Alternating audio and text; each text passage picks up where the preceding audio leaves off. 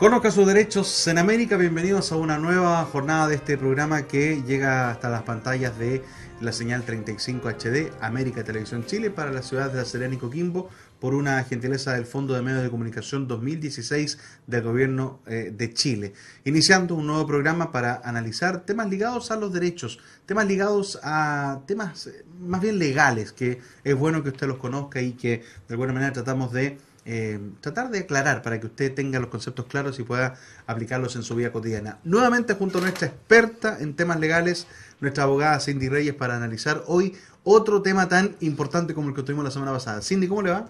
Muy bien, muchas gracias y buenas noches a todos los espectadores. Hoy día veremos en general los contratos. Los contratos. Efectivamente.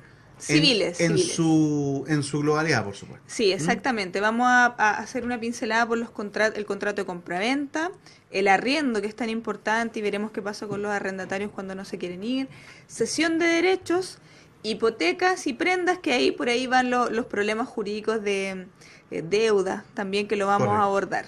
Muy bien, pues interesante tema que está sobre la mesa, el contrato. Siempre vamos de lo general a lo particular. ¿Qué es, en cuanto a definición legal, un contrato? ¿Qué establece? Bueno, siempre nuestro Código Civil ahí está, En la siempre Biblia nos del abogado, acompaña, ¿no? efectivamente, una Claro. de las tantas Biblias, porque la verdad es que Sí. son varias ¿Tiene que hasta uno hoja de tiene Biblia? Sí, efectivamente, tiene hasta hoja de Biblia. Siempre el que nos acompaña y es la ley que rige, en este caso, los contratos de compraventa, ¿ya? ¿Qué es un contrato? Un contrato es un acto jurídico mediante el cual una persona se obliga a dar, ¿ya?, hacer o no hacer una cosa. Ujú. Entregar una cosa, un contrato de compraventa en donde se vende un auto o una casa. Hacer, levantar un muro, por ejemplo, también es, por ejemplo, o compraventa de obra. O deshacer, romper, botar un muro, también sería un contrato de compraventa en este caso. Obra, no hacer, ¿ya? Correcto. El más importante de los contratos en Chile es el contrato de compraventa, por una cuestión económica, se podría decir, y es uno de los más reglados. Son más de 100 artículos que regulan solo este contrato, en donde las dos partes principales son comprador y vendedor, como yo creo que la mayoría lo sabe. Perfecto. Comprador y vendedor. Están establecidas las partes, está establecido este instrumento que determina una venta o una construcción, una demolición, como usted nos planteaba. El tema de los cuidados es lo más importante, ¿no? ¿En qué Sí. tiene que fijarse una persona para establecer en este sentido un contrato? Por ejemplo, al comprar un inmueble, al comprar un bien, un vehículo, ¿qué temas tienen que fijarse previamente antes de llegar a lo importante? Porque la firma me parece que es el sello que dice, oye, aquí firmó usted, aceptó las condiciones sin leer. ¿Qué hay que cuidar antes de establecer este contrato? Bueno, en el contrato de compraventa, ya que existen estas dos partes, o por lo menos dos Ujú. partes, lo importante o lo esencial de este contrato es que haya precio y cosa, Correcto. ¿cierto? Precio estipulado por las partes, precio de comercio, ¿cierto? Por regla general. Hay, claro, ciertos precios que están establecidos por ley, pero son los mínimos. Y lo otro es la cosa. El estado de la cosa va a depender. Supongamos que nosotros estamos comprando una cosa nueva, ¿ya? El estado tiene que ser en perfecto estado, se podría decir, ¿cierto? Siempre pueden haber defectos ocultos de la cosa. Y de la cosa usada, se entiende que cuando nosotros compramos algo usado, es algo que ya nosotros conocemos, que ya ha tenido un uso, por lo tanto, cosa usada, por lo tanto puede venir con defectos. ¿Ya? ¿Cuáles son los defectos que no permite la ley? Los defectos ocultos. Supongamos que nosotros realizamos una compraventa de un vehículo y tú me dices, no, mira, este vehículo está en perfecto estado, mira, frena, y en realidad tú sabías que ese vehículo tuvo, por ejemplo, un choque grave y que en cualquier momento, no sé, estoy inventando, la culata se cae. Claro. Entonces eso es un defecto que tú lo estás ocultando. Ahí nosotros Está podemos... impeque. Firme es que en nomás. realidad... El término impeque es chileno. Sí, pero en realidad la ley ahí no culpa al vendedor, ¿eh? No lo culpa. No lo sanciona, nada. Pero sí por defectos evidentes que debiese ser... Más evidente aún. En una casa que le afectó un terremoto y que tú sabes que tiene una grieta, que tiene un peligro De derrumbe. de derrumbe, y tú pones pasta, pintas y la grieta desaparece. Desaparece entre comillas, porque en realidad el riesgo de derrumbe está. Se derrumba esa pared, hubo un defecto oculto en este caso de la cosa, la responsabilidad es del vendedor. Perfecto. ¿Ya? Porque, como digo, hay cosas que si yo compro un auto usado de hace 10 años, yo sé que no va a venir en perfecto estado. Yo Sé sé que que hay si que nunca le hacerle han cambiado la mantenciones. batería, por ejemplo, puede que la batería falle y así un montón de cosas. O sea, los neumáticos gastados, yo en el fondo puedo prever que puede fallar eventualmente ese auto. Ya. Respecto a quienes pueden efectuar las compraventas, Ujú. todos estamos facultados de efectuar compraventas. ¿Mayor de 18 para el tema del contrato? ¿Para legalizarlo? No No. necesariamente. No, ¿ah? Puedo, una compraventa es algo tan simple como que yo voy a un negocio y compro una bebida gaseosa. Y yo puedo tener 7 años y comprarla, claro. La diferencia es que el impuber menor de 12 años ya, él va mandado por alguien. En el fondo él solo es un intermediario. Pero yo 15 años, yo ya puedo efectuar contrato. 16 años, con mayor razón, yo ya puedo efectuar contrato. Entonces no hay ningún inconveniente en eso. Por supuesto, cuando tengo la mayoría de edad, soy responsable del contrato que efectúo. Claro. Antes de eso, mis padres son responsables de este contrato a pesar de que yo soy quien está efectuándolo.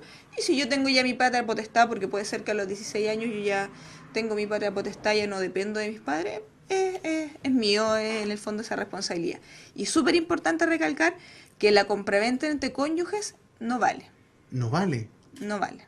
Porque se presta mucho para esta eh, artimañas de traspasarle todo al cónyuge para que no me embarguen, para que no me rematen. Ah, Entonces la perfecto. compraventa entre cónyuges no vale. No se puede hacer. No se puede hacer. Mire, mire qué interesante.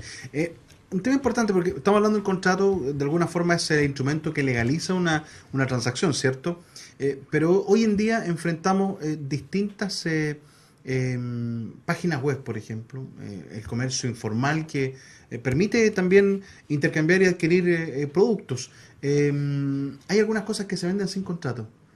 Eso es de alguna manera, queda todo basado en la confianza con el comprador y el vendedor, no hay ninguna manera de poder reclamar ahí. ¿Qué pasa con esos temas que quedan excluidos de un contrato? Porque, por ejemplo, te lo planteo, un televisor de última generación, un vehículo, claro, en un auto ya se hace más patente que sea un contrato, pero un elemento tecnológico importante a veces se vende así como a los amigos y pasó. Y si falla, ¿quién responde? ¿Qué cuidado hay que tener respecto a esos temas que a veces no están regidos por un contrato, Cindy? Lo que pasa es que el contrato, entendámoslo, que puede ser verbal Ujú.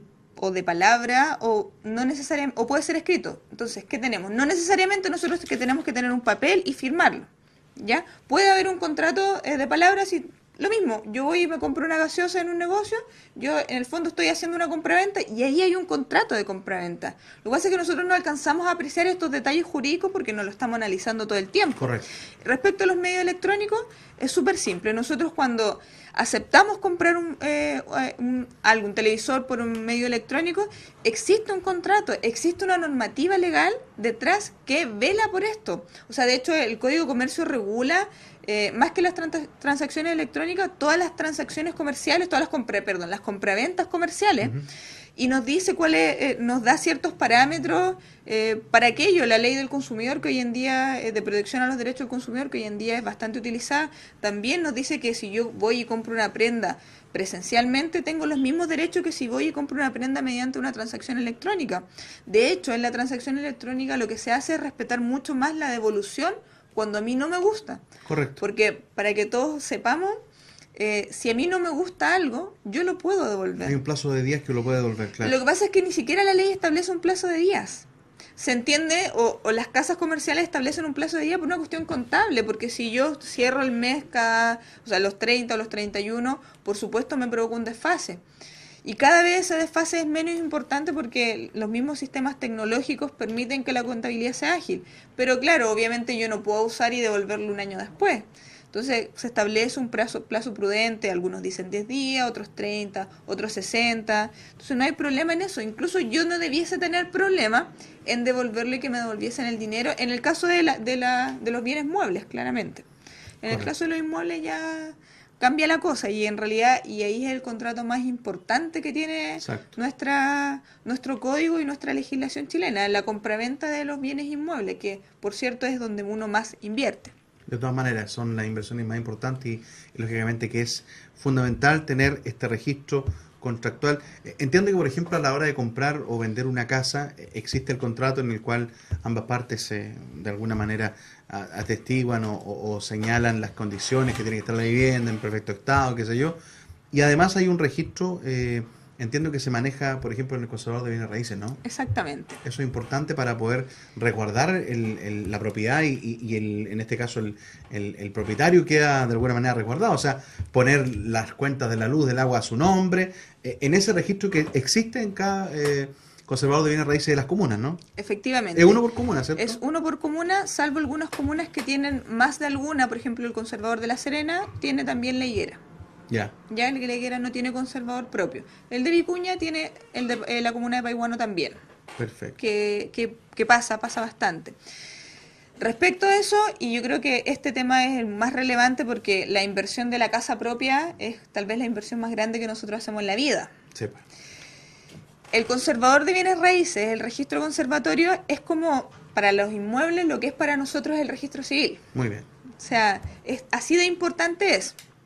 Y por eso el contrato de compraventa de bienes inmuebles cumple ciertas formalidades. Necesita que se cumplan ciertos requisitos para que el contrato sea válido. ¿Qué pasa si por ese motivo una de las partes pierde este documento físico? ¿Puede tener una copia en el conservador, por ejemplo? ¿Puede obtenerla? Efectivamente. Mira, los pasos son los siguientes. Nosotros firmamos un contrato de compraventa. Este contrato se firma en la notaría. Sí. ¿Ya? Esto es una escritura pública, es público, o sea, cualquiera lo puede revisar. Y esta escritura pública pasa a un libro que es más o menos así, cosido, pero gigante, así del porte de una hoja de oficio, y ese libro se va al conservador y queda ahí. Por lo tanto, si cualquiera de los dos necesita una copia del contrato, va y lo pide. ¿Y un tercero también? Cualquiera. Es público. Exactamente, yo puedo ir al conservador de bienes raíces y revisar todos los registros si quiero. No me incentivar el vicio de conocerlo, pero se puede hacer. Pero se puede hacer, de hecho hay algunos conservadores bien modernos que están en línea y que ya empiezan a tener todos los registros escaneados de poco a poco.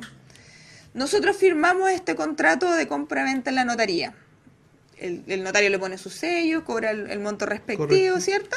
Y ese contrato, ese papelito nosotros lo llevamos al conservador de bienes raíces. Cuando el conservador inscribe es cuando la casa pasa a ser mía. Antes no. Cuando yo firmo en la notaría, todavía no es mía la casa. Muy bien.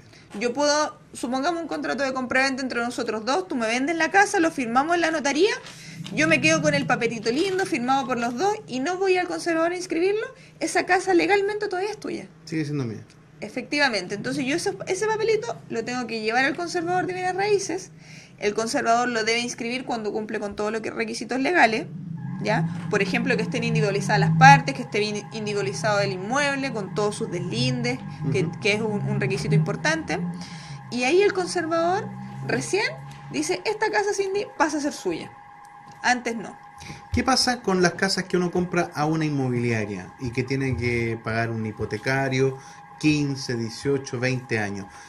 ¿Es verdad que la casa no es tuya todavía mientras no termine de pagarla? En realidad la casa jurídicamente y técnicamente sí es tuya. ¿Cuál es el problema? El problema es que yo inmobiliaria te vendo una casa. ¿Sí? Ya, yo te la vendo inmobiliaria, deja de ser mi inmobiliaria, pero tú lo compras con un crédito hipotecario. Correcto. De un banco X, ¿cierto? Y yo banco digo, bueno, pero le presto la plata, pero ¿qué pasa si no me paga? Entonces, ¿qué se usa? La hipoteca, ¿no? La hipoteca. La hipoteca es un derecho de prenda en favor de, sobre un inmueble. Así de simple. Es lo mismo. Entonces, ¿qué pasa con la hipoteca? La hipoteca en los bancos va de la mano con una cláusula de no enajenar, una prohibición de enajenar la propiedad. Por lo tanto, yo banco, te presto la plata, pero te digo hipoteca. Y además, yo no te dejo vender la casa sin mi autorización. Prohibición de enajenar. Entonces, ¿hasta qué? Hasta que yo pague, que se alce la hipoteca. Hasta que tú me pagues a mi banco hasta todo el lo que último me debe. dividendo. Efectivamente, y de ahí viene este alzamiento de esta hipoteca que ha estado bien de moda, últimamente, a propósito de que hubo una ley que señalaba que el banco debiese alzar esta hipoteca y esta prohibición sin cobrarle a las personas. Les cobra. Les cobraba. Ya no les cobra. Ya no les cobra. Les cobraba y en realidad no era... Y ocurría no era también que el barato. banco se demoraba en alzar la hipoteca, ¿no? Mucho, años. Por lo tanto, el momento en que tú quisieras volver a vender la casa, No podías. uf, te demorabas un montón y pago abogado, pago anexo, cuando en realidad, si tú demostraste con documentos que tú pagaste al banco, y de hecho el mismo banco está en línea, el banco simplemente hace un contrato de alzamiento de embargo, lo envía al conservador y listo. O sea, Alzamiento de hipoteca, ¿no? perdón, y alzamiento de hipoteca Claro. y también alzamiento de la prohibición De enajenar. de enajenar. Y listo. O sea, en ese caso ya Juanito Pérez puede vender su casa. Y ahí se entiende o ahí se malentiende, que en realidad es común, se malentiende que ahí la casa pasa a ser tuya. En realidad la casa siempre fue tuya, el problema es que no la podías vender. Nada más. Ahora, claro, existen casos en que, por ejemplo, tú ¿Sí? necesitas vender la casa. Todavía tienes pago de dividendo y dices, oye, en realidad se me está yendo el collar el pago, yo banco, en realidad, deme la autorización para vender. El banco también puede autorizarte a vender. O sea, Esa no es hay venta con deuda, ¿no? ventas con Se deuda. puede. Sí se pueden. Pero tienen que tener la autorización del banco que te dijo, no puede vender a menos que yo autorice. O sea, el banco igual gana por los dos lados, porque por un lado te autoriza a ti que estás urgido para vender la casa, pero a la vez la persona que va a comprarla idealmente tendrá que conseguir un hipotecario en el mismo banco, ¿no? Efectivamente. ¿Ah? Muchas veces lo que se hace es continuar con el mismo hipotecario y otras veces se sustituye por otro y claro, sube más el interés y al mismo banco le conviene. En esa venta, el primer propietario, por así decirlo, puede poner el precio inicial que él estime conveniente, ¿no? Sí, Por ejemplo, si la casa la compró en 20, a los 5 o 10 años ya no vale 20, claramente. efectivamente. ¿Ah? Entonces puede ponerle un piso importante, el tejo pasado, como se puede decir en chileno, para entregárselo a la persona que pueda seguir pagando, por ejemplo, ¿no? Efectivamente, o sea, Ya. en En eso hay libertad. sí, lo único que hay que tener bastante en cuenta en el momento de realizar una compraventa es que el valor que nosotros transamos como precio no sea inferior al valor señalado por el Servicio de Impuesto Interno, ¿Ya? la evaluación que hace el Servicio de Impuesto Interno. ¿Por qué? Porque existe... Ese dato uno puede obtenerlo antes de vender, por ejemplo, Sí, ¿no? de hecho uno necesita ese dato antes de vender. Ah, La bueno. notaría te pide, dentro de todos los documentos que piden, por eso muchas veces se recomienda que el contrato de compraventa se haga asesorado por un abogado, se solicita este certificado de avalúo fiscal Ujú. y además se solicita que las contribuciones estén al día, el pago de las contribuciones. En caso de que pague Si contribuciones no en la hay casa. contribuciones al día, el notario no va a autorizar ese contrato de compraventa. Bueno, hay casas, hay un rango de casas que pagan y otras que no pagan. Efectivamente, la mayoría no paga, pero de todas maneras es algo que Que tiene que cumplirse. el notario y el conservador tienen que cerciorarse. ¿Y por qué se recomienda en los contratos de compraventa que haya la asesoría de un abogado? Y esto es súper importante, porque hay muchas casas que tienen prohibiciones de enajenar o que tienen hipotecas. Entonces, yo al momento de firmar el contrato de compraventa, el mismo caso. Nosotros realizamos un contrato de compraventa, yo te estoy vendiendo la casa, pero la casa está hipotecada, pero yo no te digo, ¿ya? Yo no te digo y no sale en ninguna parte del contrato. Nosotros firmamos ante notario, tú me entregas el dinero y cuando tú vas al conservador de bienes raíces, dices, pero esta casa está hipotecada por el banco y además tiene una prohibición de no enajenar, o prohibición de enajenar. No, yo no se la puedo inscribir. Entonces tú quedas ahí, sin dinero y sin casa. Ah, pueden engañarte en ese aspecto. En ese sentido, claro. Porque te quedas confiado de que el contrato del de notario es válido. Claro.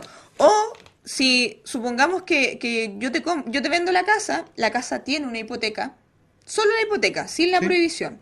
Tiene la hipoteca y yo te la vendo. No sale en el contrato, no lo puse, ¿ya?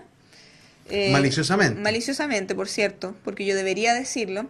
Tú me pasas el dinero, vas y te la van a inscribir esta vez, Pero tiene que seguir pagando. pero tengo que seguir pagando.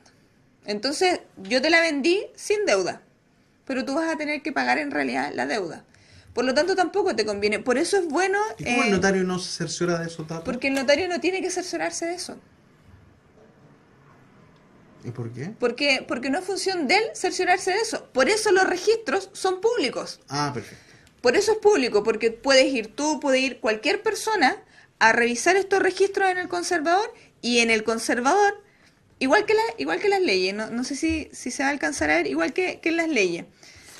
si en las leyes hay esta cosita, esto es una modificación. Ujú. Si en el costado, al margen de la inscripción, salen algunas letras, salen algunos números, usted tiene que revisarlo. Es como cuando uno Significa, compra un auto, tiene que revisar idealmente efectivamente, el registro de vehículo motorizado, para si hay alguna multa previa, algún tema efectivamente, que es pueda... exactamente lo O mismo. sea, la persona que compra una casa, y cerrando este primer bloque, y atendiendo la importancia que tiene el ejercicio de comprar una vivienda, la persona que va a comprar una casa, tiene que primero consultar en el conservador, ¿no? Exactamente.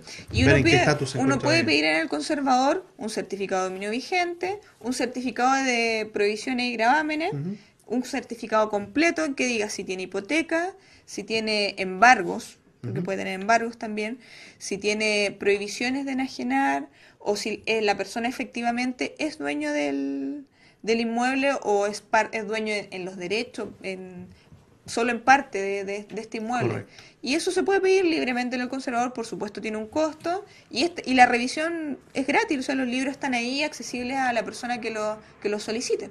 Muy bien, muy interesante el primer bloque hablando de la compraventa, hablando de este contrato de una vivienda. Hay un tema importante que vamos a abordar a la vuelta, el contrato de arriendo. Sí, Ay, ay, ay, complicado tema. ¿Ah? Muy en boga. bastante. Vamos a la pausa y ya estamos de vuelta con Conozca sus derechos a través de América Televisión Chile.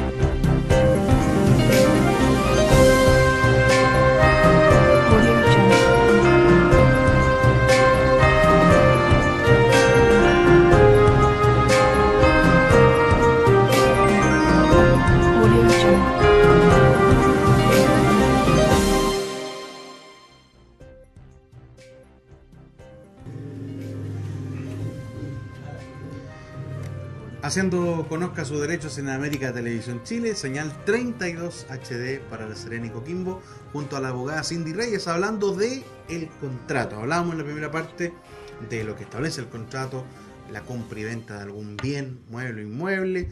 Hablábamos del contrato de, por ejemplo, de venta de una casa. Hay un contrato importante, me gustaría que pudiéramos abordar en este bloque. El contrato de arrendamiento, porque mucha gente no tiene a lo mejor la chance de poder adquirir directamente una casa, pero sí pueden arrendar. ¿Qué se establece en este contrato? ¿Qué cláusulas hay que respetar, tanto arrendador como arrendatario? Hay temas bastante importantes porque siempre está la crítica de que hay muchos arrendatarios que no cumplen con los pagos mensuales y terminan un lío tremendo. Efectivamente. Bueno, contrato de arrendamiento, en términos generales, también está regulado por nuestro Ujú. Código Civil y nos dice que es un contrato en que dos partes se obligan recíprocamente. Una a entregar el goce de la cosa, ¿ya? Y a otra a pagar un precio determinado por aquello. ¿Ya? Así de simple, en realidad es bien entendible. Dentro de los contratos de arrendamiento que nosotros tenemos, el que más se usa es el contrato de arrendamiento de un inmueble, de una casa, de un predio, ¿cierto? De una Ujú. parcela. Ese es el contrato de arrendamiento más usado y el que más, por supuesto, que nos interesa, ¿ya? Porque efectivamente muchos arrendamos y tenemos que tener establecidas bien claras las normas que regulan este contrato. Correcto. ¿Qué tenemos de nuevo? Dos partes, arrendador y arrendatario. Arrendador, quien cede su casa, quien entrega el goce de su casa, ¿cierto? Perfecto. Arrendatario, el que paga y el que usa este inmueble, ¿cierto?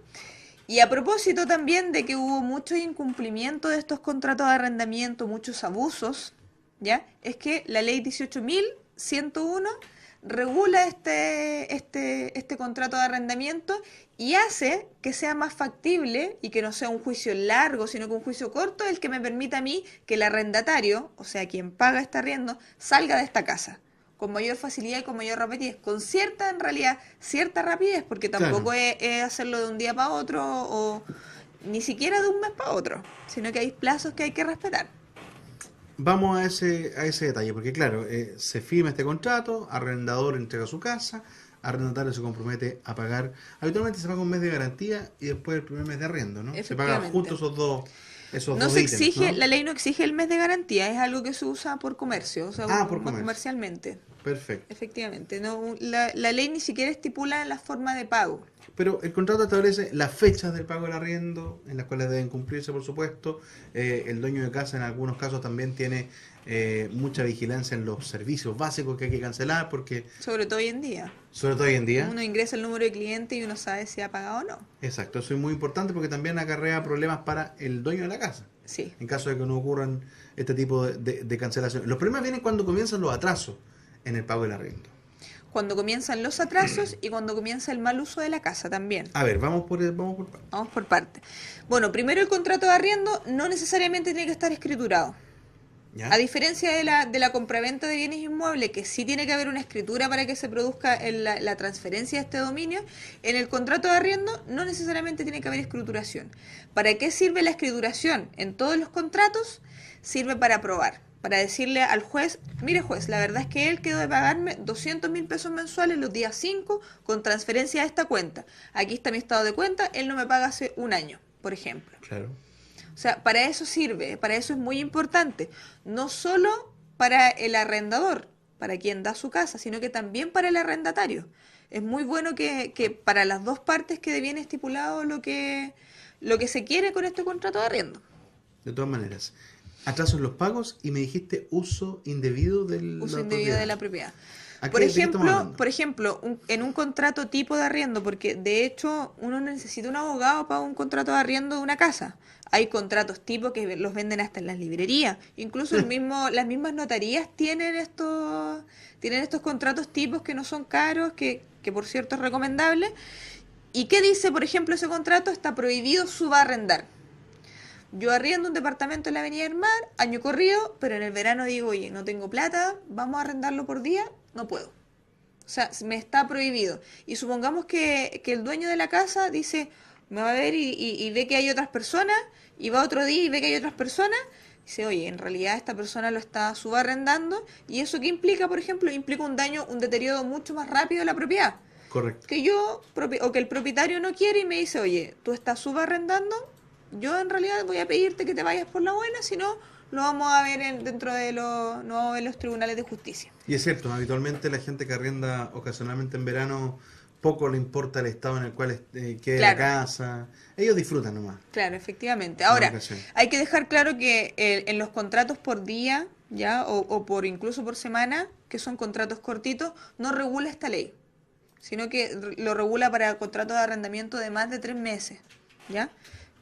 Para dejarlo claro, porque en que nosotros nos van a arrendar un mes y nosotros queremos echar a la persona, en realidad nos vamos a demorar 3 meses en echarla. Entonces no es práctico, ¿ya? Por esa razón. Entonces, decíamos que puede estar o no escriturado. Ujú. ¿Qué es importante hacer? Escriturarlo, por cierto, lo primero. ¿Qué es importante señalar en ese contrato? Por ejemplo, señalar la forma de pago, quién debe pagar, ¿ya? ¿Cómo se debe pagar? Porque hay personas, hay dueños de casa que les gusta ir a ellos a cobrar a la casa, aprovechan de ver cómo está la casa, Correcto. si la han cuidado, no la han cuidado, aprovechan de ver si está al día el pago de los servicios básicos, o por transferencia electrónica, que hoy día es súper fácil. Generalmente lo que se usa en el comercio son que se paga el mes de garantía, ¿ya?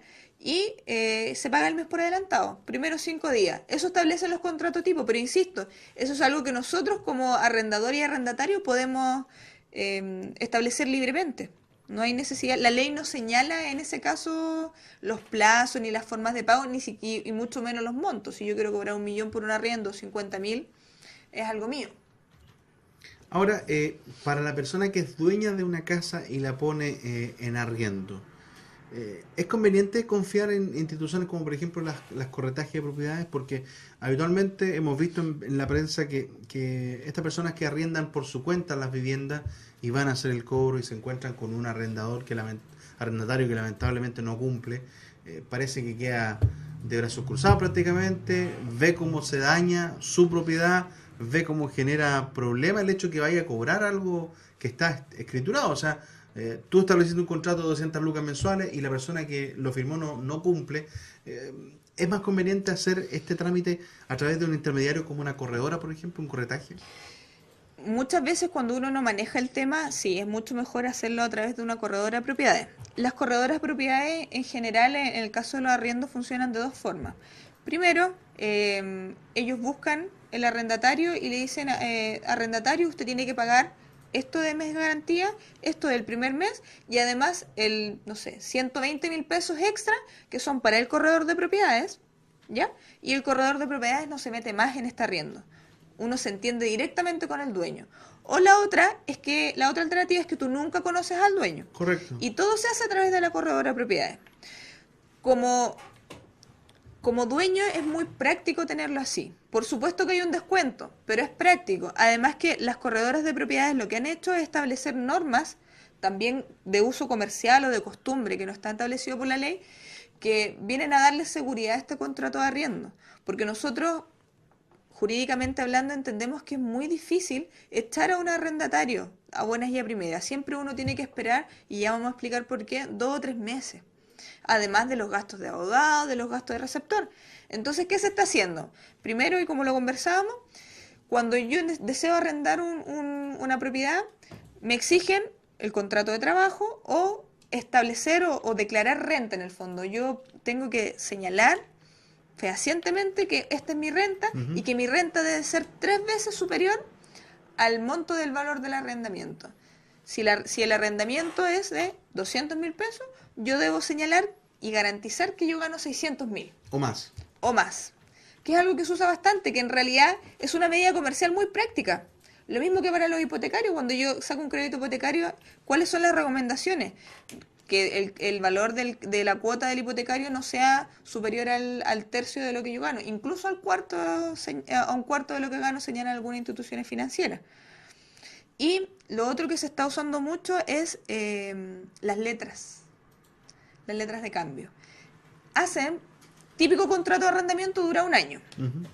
Prorrogable o si no se termina el año. Entonces, ¿qué hace el arrendatario? Lo obligan a firmar 12 letras de cambio, una por cada mes, o 11, porque el primer mes uno lo paga. Claro. 11 letras de cambio y te la van entregando a medida que tú vas cancelando. Y esas letras de cambio, en el fondo, ¿para qué sirven?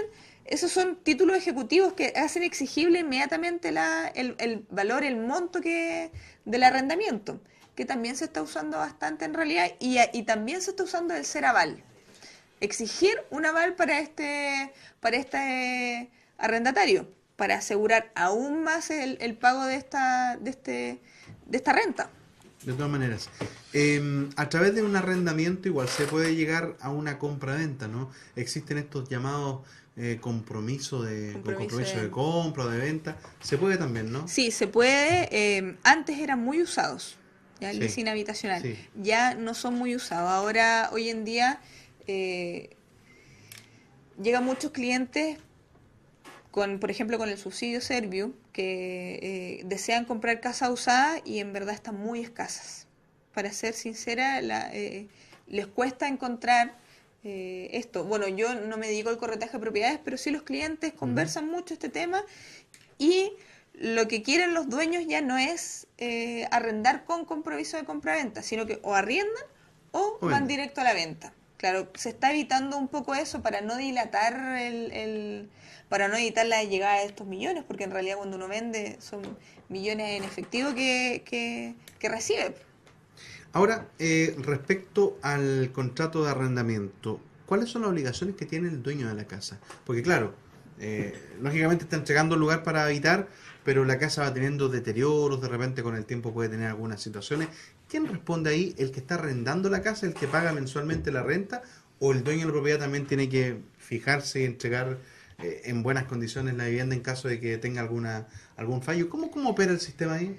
Generalmente lo que se pide en cualquier contrato, en cualquier cosa que se vende, que se arrienda, es que la cosa se encuentre en buen estado para ser servida, para ser utilizada para lo que se contrató. Perfecto. Por lo tanto, lo que nosotros buscamos en una vivienda es que nos dé un techo, por supuesto, y que tenga una estructura sólida y conforme a lo que se necesita para vivir. Exacto. Ahora, ¿qué es lo que pasa? Que muchas veces, y esto es se establecen, vamos a hablar de las reglas básicas porque en realidad esas reglas son muy extensas y muy detalladas. Se establece que respecto, lo mismo que hablábamos con las compraventas, si existen daños estructurales, por supuesto que esos son de responsabilidad del dueño de la casa.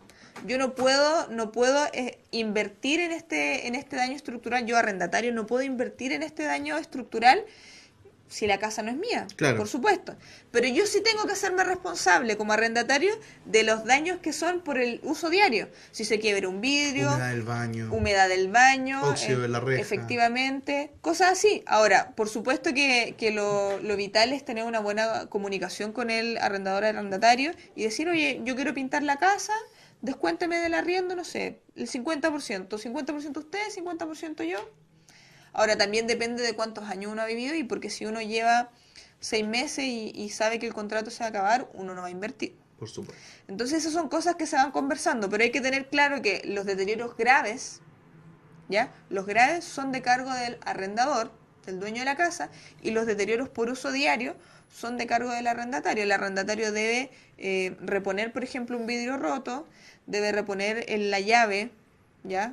La típica goma de llave que gotea, eso debe ser repuesto por el arrendatario. Tal vez la chapa de la puerta que por el uso, por el portazo, por los golpes, se va deteriorando también. Son esas cosas simples que debe ser cuidadoso el arrendatario en este caso.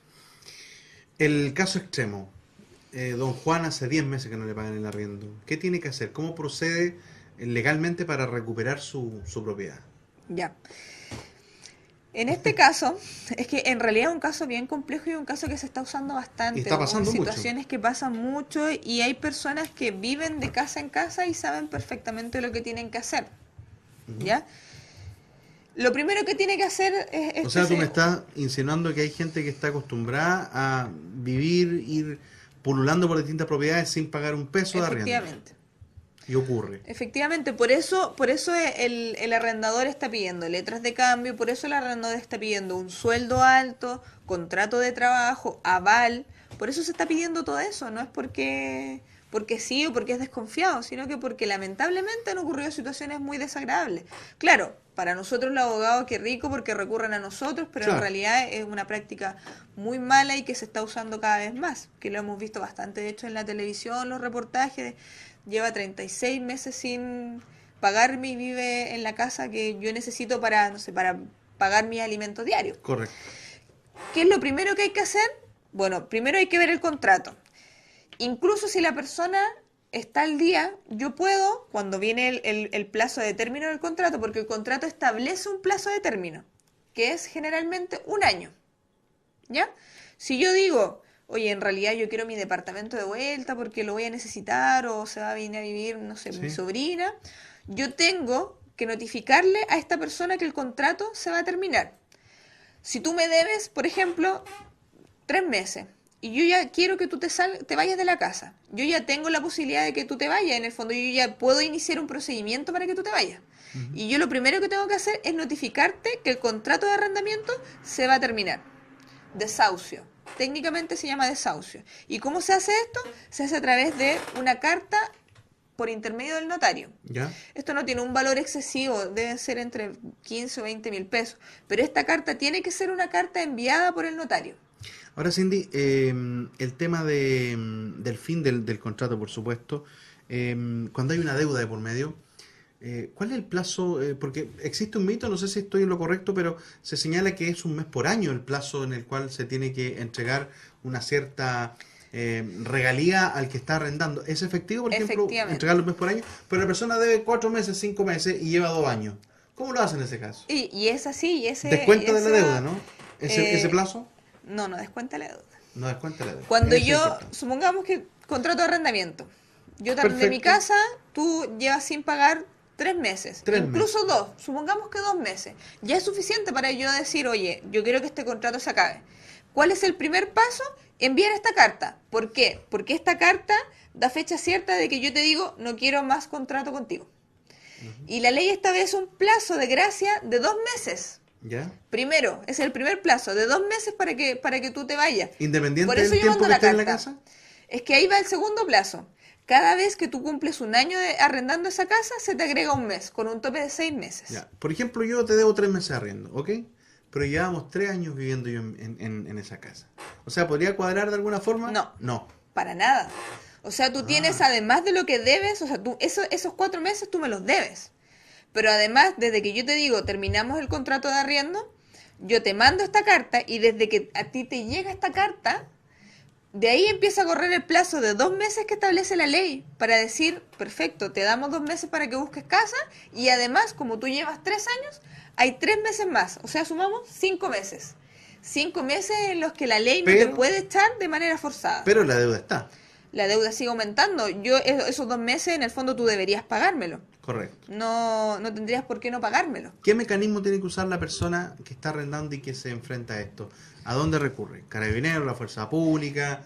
¿Dónde hace alguna denuncia? La institución llamada es a tribunales de justicia. No puede Carabineros intervenir, por eso cuando va el dueño de la casa y decirle, oye, me debes un año de arriendo, no, voy a llamar a Carabineros. Efectivamente, Carabineros llega y le dice al dueño de la casa, no hay ninguna orden judicial.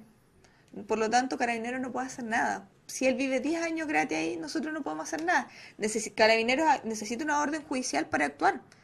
De hecho, la orden judicial a Carabineros llega recién cuando hay una sentencia firme dictada por un tribunal de justicia que dice desalójelo.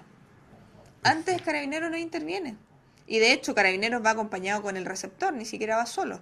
Y actúa cuando el receptor le dice no me quieren abrir la puerta. Por lo tanto ya tenemos que este arrendatario tiene 2 meses de gracia. Estos 2 meses de gracia no es que no los pague, sino que estos 2 meses la ley le concede para que busque otro arrendamiento, para que busque otra casa y para que se retire. Iniciamos el proceso, te demando, ya te notifiqué por el notario, te demando. Nosotros, bueno, en este caso la demanda, ¿por qué? Porque tú no me pagaste, ¿ya? Vamos a los el tribunal competente, el juez de letra del lugar donde se encuentra el inmueble arrendado, supongamos acá, Serena. Te demando ante los tribunales Serena, te citan. Si tú recibes personalmente o no la carta, no importa, porque como es un contrato de arriendo de un inmueble, se entiende que ese es tu domicilio. Correcto. ¿Ya? Así que si tú recibiste la notificación, tú tienes que ir. ¿Cuándo se cita? El 5.º día hábil, para que sepan. La ley en este caso hay que tener harto cuidado y eso es un detalle súper importante cuando las personas demandan sin abogado, porque pueden demandar sin abogado.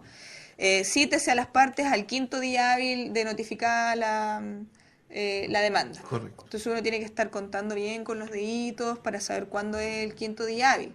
Vamos a esa audiencia, yo llevo todas mis pruebas, llevo mis testigos para decir, mire, este señor me debe, no le ha pagado, debo la cuenta bancaria para decir no me ha transferido. Entonces el juez toma nota de todo, dicta sentencia y dice, este señor debe tanto, tiene que irse.